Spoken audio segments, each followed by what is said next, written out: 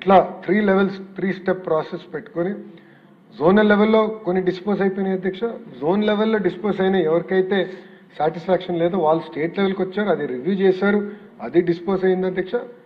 కేవలం 36 అప్పీల్స్ మాత్రమే final appellate అథారిటీకి వచ్చింది అధ్యక్ష. 36 అంటే అంత పారదర్శకంగా మనం నిర్వహించాం అధ్యక్ష. గ్రీవెన్స్ మెకానిజం కూడా చాలా రొబస్ట్గా చేస్తాం జరిగింది. ఇది కూడా ఏంటంటే ఒక హైకోర్టు సూచన ఇచ్చింది, ఇట్లా గ్రీవెన్స్ రిడ్రెసల్ మెకానిజం ఏర్పాటు చేస్తే బాగుంటుంది కదా అన్నప్పుడు 3 గంటల్లో అధ్యక్ష వాళ్ళ సూచన ఇచ్చిన 3 గంటల్లో ఈ మెకానిజం ఏర్పాటు చేసి యుద్ధ ప్రాతిపదికంగా ప్రతి గ్రీవెన్స్ మేము రివ్యూ చేసాం అధ్యక్ష.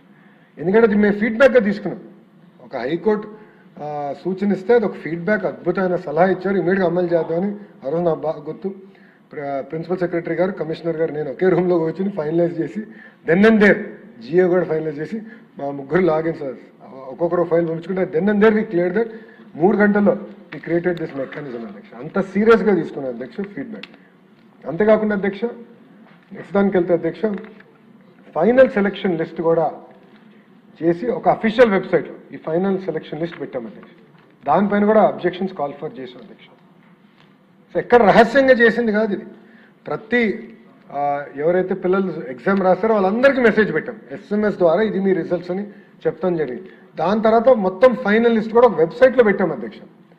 సో వాళ్ళ అధికారుల చుట్టూ తిరగాల్సిన అవసరం వాళ్ళు హాయిగా వాళ్ళ ఫోన్లో చెక్ చేసుకోవచ్చు, వాళ్ళ ల్యాప్టాప్లో చెక్ చేసుకోవచ్చు, వారి కంప్యూటర్లో చూడొచ్చు. అంత పారదర్శకంగా పెట్టి దాని తర్వాత అపాయింట్మెంట్ ఆర్డర్స్ ఇచ్చి ట్రైనింగ్కి తీసుకెళ్ళాం అధ్యక్ష. అంటే ఎగ్జామినేషన్ నిర్వహించిన దగ్గర నుంచి ఫైనల్ ట్రైనింగ్ వరకు ఒక పారదర్శకంగా ప్రజాప్రభుత్వం డిఎస్సిని నిర్వహిస్తాం జరిగింది అధ్యక్ష.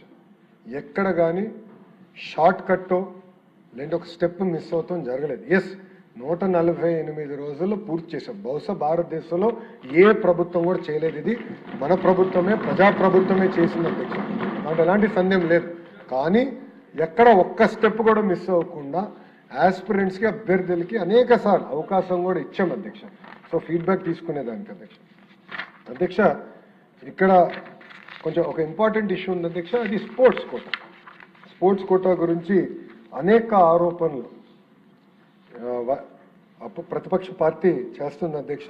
దీంట్లో మీరు చూస్తే